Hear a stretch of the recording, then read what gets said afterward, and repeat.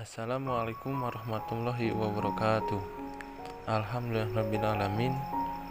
Wabihi nasta'inu ala umuri dunya waddin. Wassalatu wassalamu ala asyrafil anbiya'i wal mursalin wa ala alihi wasahbihi ajma'in.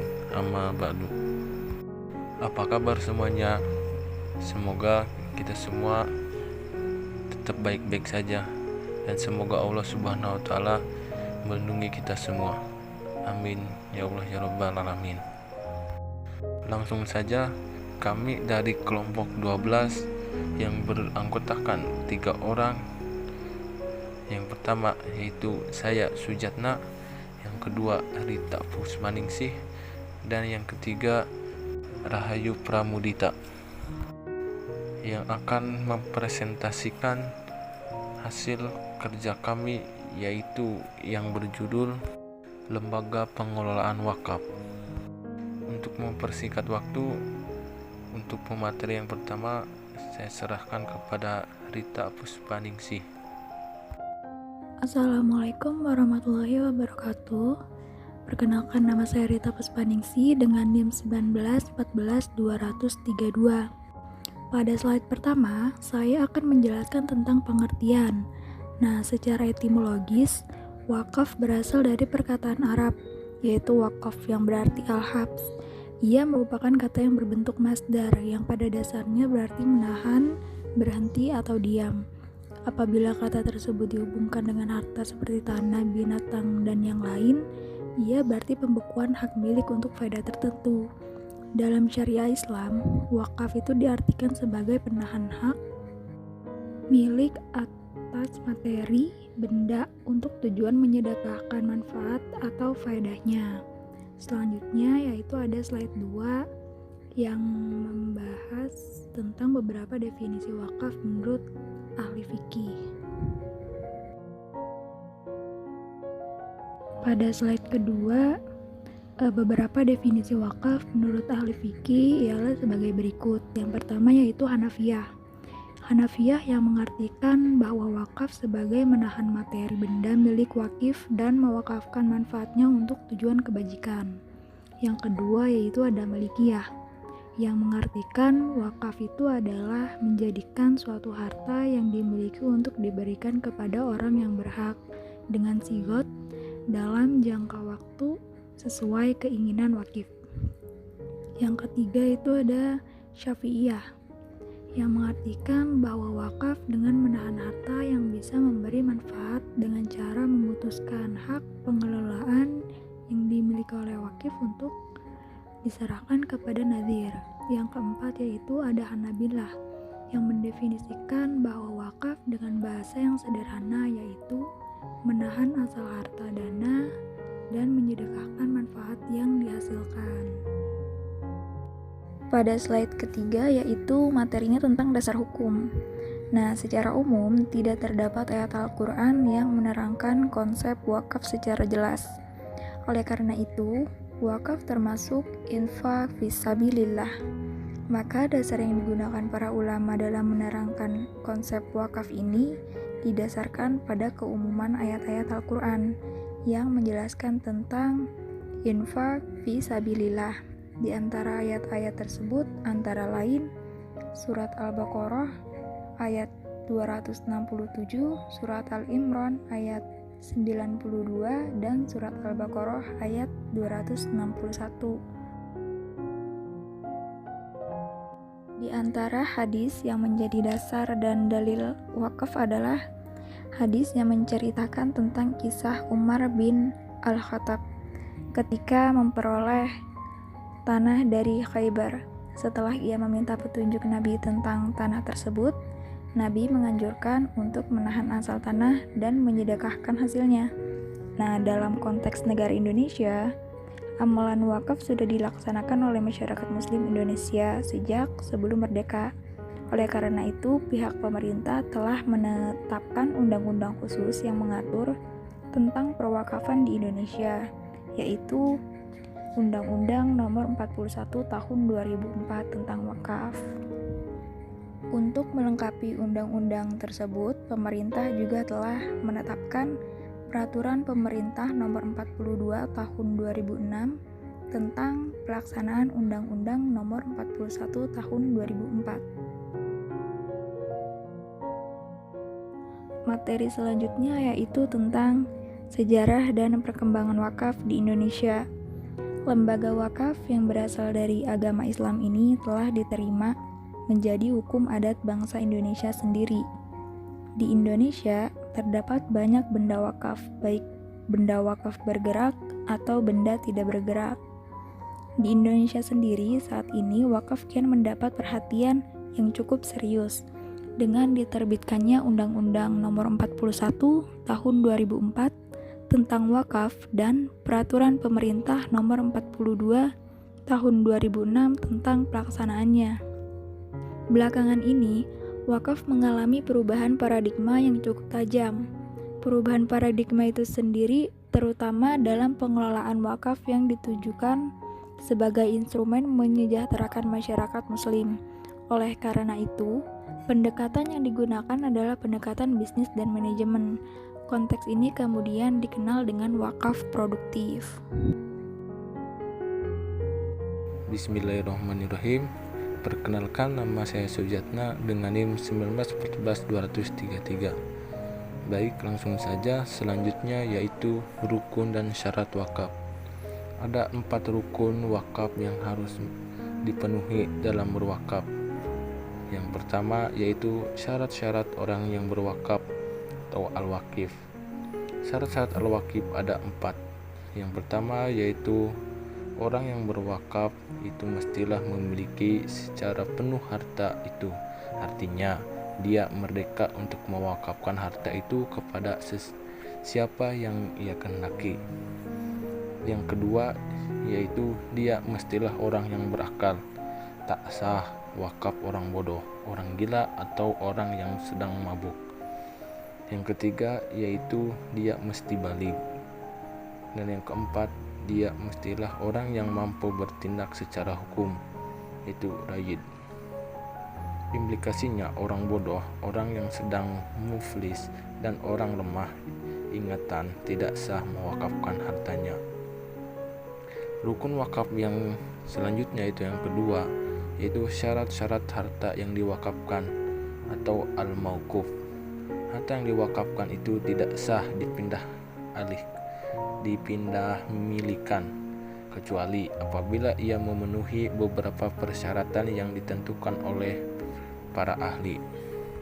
Persyaratan yang ditentukan yang dimaksud di sini yaitu yang pertama, barang yang diwakafkan itu mestilah barang yang berharga.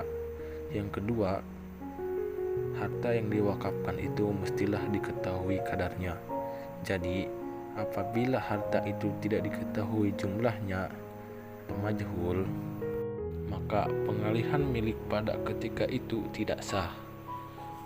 Yang ketiga, harta yang diwakafkan itu pasti dimiliki oleh orang yang berwakaf atau wakif. Yang keempat, harta itu mestilah berdiri sendiri, tidak melekat kepada harta lain. Mufarrazan, atau disebut juga dengan istilah ghairu sa'i. Syarat wakaf yang ketiga yaitu al-mauquf alaih. Syarat-syarat orang yang menerima manfaat wakaf. Dari segi klarifikasinya, orang yang menerima wakaf itu ada 2 macam. Yang pertama yaitu muayyan, tertentu, dan yang kedua yaitu ghairu muayyan, tidak tertentu. Syarat wakaf yang keempat yaitu sigoh, syarat-syarat yang berkaitan dengan isi ucapan. Ada 4 syarat yang berkaitan dengan sigoh. Yang pertama yaitu ucapan itu mestilah mengandung kata-kata yang menunjukkan kekalnya, itu takbid. Tidak sah wakaf kalau ucapan dengan batas waktu tertentu. Kedua, yaitu ucapan itu dapat diucapkan dengan batas. Yang kedua yaitu tanjih. Ucapan itu dapat direalisasikan segera tanpa disangkutkan atau digantungkan kepada syarat tertentu. Yang ketiga yaitu ucapan itu bersifat pasti. Dan yang keempat, ucapan itu tidak diikuti oleh syarat yang membatalkan. Maaf sebelumnya, dari PPT yang kami bikin atau video, kami hanya mencantumkan 2 syarat. Selanjutnya yaitu harta benda wakaf dan pemanfaatannya. Yang pertama, wakaf benda tidak bergerak.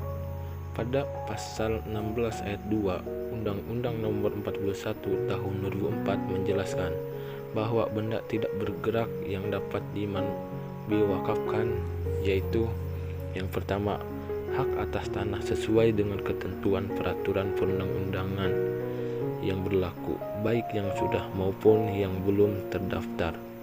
Yang kedua, yaitu bangunan atau bagian bangunan yang berdiri di atas tanah. Yang ketiga, tanaman dan benda lain yang berkaitan dengan tanah. Yang keempat, hak milik atas satuan rumah susun sesuai dengan ketentuan peraturan perundang-undangan yang berlaku. Dan yang kelima, benda tidak bergerak lain sesuai dengan ketentuan syariat dan peraturan perundang-undangan yang berlaku. Selanjutnya yaitu tata cara perwakafan tanah milik secara berurutan dapat diuraikan sebagai berikut. Yang pertama, yaitu diharuskan datang sendiri di hadapan PPAIW untuk melaksanakan ikrar wakaf. Yang kedua, calon wakif sebelum mengikrarkan wakaf terlebih dahulu menyerahkan kepada PPAIW. Yang ketiga yaitu PPAIW meneliti surat-surat dan syarat-syarat. Yang keempat, di hadapan PPAIW dan 2 orang saksi, wakif mengikrarkan atau mengucapkan kehendak wakaf itu kepada nazir yang telah disahkan. Ikrar wakaf tersebut diucapkan dengan jelas, tegas, dan dituangkan dalam bentuk tertulis. Ikrar wakaf. Sedangkan bagi yang tidak bisa mengucapkan, misalnya bisu, maka dapat menyatakan kehendaknya dengan suatu isyarat dan kemudian mengisi belangko. Yang kelima, PPAIW segera membuat akte ikrar wakaf. Yang kedua yaitu wakaf benda bergerak. Benda digolongkan bergerak karena sifatnya yang dapat dipindah atau dipindahkan atau karena ketetapan undang-undang. Benda bergerak yang dapat dijadikan sebagai objek wakaf karena sifatnya yaitu yang pertama, kapal tongkang, perahu, dan kapal feri. Yang kedua, pesawat terbang.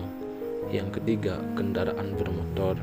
Yang keempat, mesin dan peralatan industri yang tidak tertancap pada bangunan. Yang kelima, logam dan batu mulia. Yang keenam, benda lainnya yang tergolong sebagai benda bergerak karena sifatnya memiliki manfaat jangka panjang. Berdasarkan pasal 16 ayat 3 Undang-Undang Nomor 41 Tahun 2004, benda bergerak yang dapat diwakafkan yaitu 1. Uang. Yang kedua, logam mulia. Yang ketiga, surat berharga. Yang keempat, kendaraan. Yang kelima, hak atas kekayaan intelektual, hak ki. Yang keenam, hak sewa. Dan yang ketujuh, benda bergerak lain sesuai dengan ketentuan syariah dan peraturan perundang-undangan yang berlaku seperti mushaf, buku, dan kitab. Terima kasih. Perkenalkan, nama saya Rahayu Pramudita dengan NIM 1914200034. Di sini saya sebagai pemateri ketiga akan membacakan materi tentang Badan Wakaf Indonesia. 1. Profil BWI. Kelahiran Badan Wakaf Indonesia (BWI) merupakan perwujudan amanat yang digariskan dalam Undang-Undang Nomor 41 Tahun 2004 tentang wakaf. Kehadiran BWI sebagaimana dijelaskan dalam pasal 47 adalah untuk memajukan dan mengembangkan perwakafan di Indonesia. Untuk kali pertama, keanggotaan BWI diangkat oleh Presiden Republik Indonesia sesuai dengan Keputusan Presiden Nomor 75/M Tahun 2007 yang ditetapkan di Jakarta 13 Juli 2007. Jadi, BWI adalah lembaga independen untuk mengembangkan perwakafan di Indonesia yang dalam melaksanakan tugasnya bersifat bebas dari pengaruh kekuasaan manapun, serta bertanggung jawab kepada masyarakat. Dalam kepengurusan, BWI terdiri atas Badan Pelaksana dan Dewan Pertimbangan. Masing-masing dipimpin oleh 1 orang ketua dan 2 orang wakil ketua yang dipilih dari dan oleh para anggota. Jumlah anggota Badan Wakaf Indonesia terdiri dari paling sedikit 20 orang dan paling banyak 30 orang yang berasal dari unsur masyarakat. Keanggotaan Badan Wakaf Indonesia diangkat dan diberhentikan oleh Presiden, sedangkan keanggotaan perwakilan Badan Wakaf Indonesia di daerah diangkat dan diberhentikan oleh Badan Wakaf Indonesia. 2. Tugas dan wewenang. Sesuai dengan UU Nomor 41 2004, Pasal 49 Ayat 1 disebutkan, BWI mempunyai tugas dan wewenang sebagai berikut. 1. Melakukan pembinaan terhadap nazir dalam mengelola dan mengembangkan harta benda wakaf. 2. Melakukan pengelolaan dan pengembangan harta benda wakaf berskala nasional dan internasional. 3. Memberikan persetujuan dan atau izin atas perubahan peruntukan dan status harta benda wakaf. 4. Memberhentikan dan mengganti nazir. 5. Memberikan persetujuan atas penukaran harta benda wakaf. 6. Memberikan saran dan pertimbangan kepada pemerintah dalam penyusunan kebijakan di bidang perwakafan. Dalam melaksanakan tugas-tugas itu, BWI memperhatikan saran dan pertimbangan Menteri dan Majelis Ulama Indonesia, seperti tercermin dalam Pasal 50. Terkait dengan tugas dalam membina nazir, BWI melakukan beberapa langkah strategis sebagaimana disebutkan dalam PP Nomor 4 2006 Pasal 53, meliputi 1. Penyiapan sarana dan prasarana penunjang operasional nazir wakaf baik perseorangan, organisasi, dan badan hukum. 2. Penyusunan regulasi, pemberian motivasi, pemberian fasilitas, pengkoordinasian, pemberdayaan, dan pengembangan terhadap harta benda wakaf. 3. Penyediaan fasilitas proses sertifikasi wakaf. 4. Penyiapan dan pengadaan belangko-belangko AIW baik wakaf benda tidak bergerak dan atau benda bergerak. 5. Penyiapan penyuluh penerangan di daerah untuk melakukan pembinaan dan pengembangan wakaf kepada nazir sesuai dengan lingkupnya. 6. Pemberian fasilitas masuknya dana-dana wakaf dari dalam dan luar negeri dalam pengembangan dan pemberdayaan wakaf. Tugas-tugas itu tentu tidak mudah diwujudkan. Jadi dibutuhkan profesionalisme, perencanaan yang matang, keseriusan, kerjasama, dan tentu saja amanat dalam mengemban tanggung jawab. Untuk itu, BWI merancang visi dan misi serta strategi implementasi. Visi BWI adalah terwujudnya lembaga independen yang dipercaya masyarakat, mempunyai kemampuan dan integritas untuk mengembangkan perwakafan nasional dan internasional. Sedangkan misinya yaitu menjadikan Badan Wakaf Indonesia sebagai lembaga profesional yang mampu mewujudkan potensi dan manfaat ekonomi harta benda wakaf untuk kepentingan ibadah dan pemberdayaan masyarakat. 3. Strategi. Adapun strategi untuk merealisasikan visi dan misi Badan Wakaf Indonesia adalah sebagai berikut. 1. Meningkatkan kompetensi dan jaringan Badan Wakaf Indonesia, baik nasional maupun internasional. 2. Membuat peraturan dan kebijakan di bidang perwakafan. 3. Meningkatkan kesadaran dan kemauan masyarakat untuk berwakaf. 4. Meningkatkan profesionalitas dan keamanatan nazir dalam pengelolaan dan pengembangan harta wakaf. 5. Mengkoordinasi dan membina seluruh nazir wakaf. 6. Menertibkan pengadministrasian harta benda wakaf. 7. Mengawasi dan melindungi harta benda wakaf. 8. Menghimpun, mengelola, dan mengembangkan harta benda wakaf yang berskala nasional dan internasional.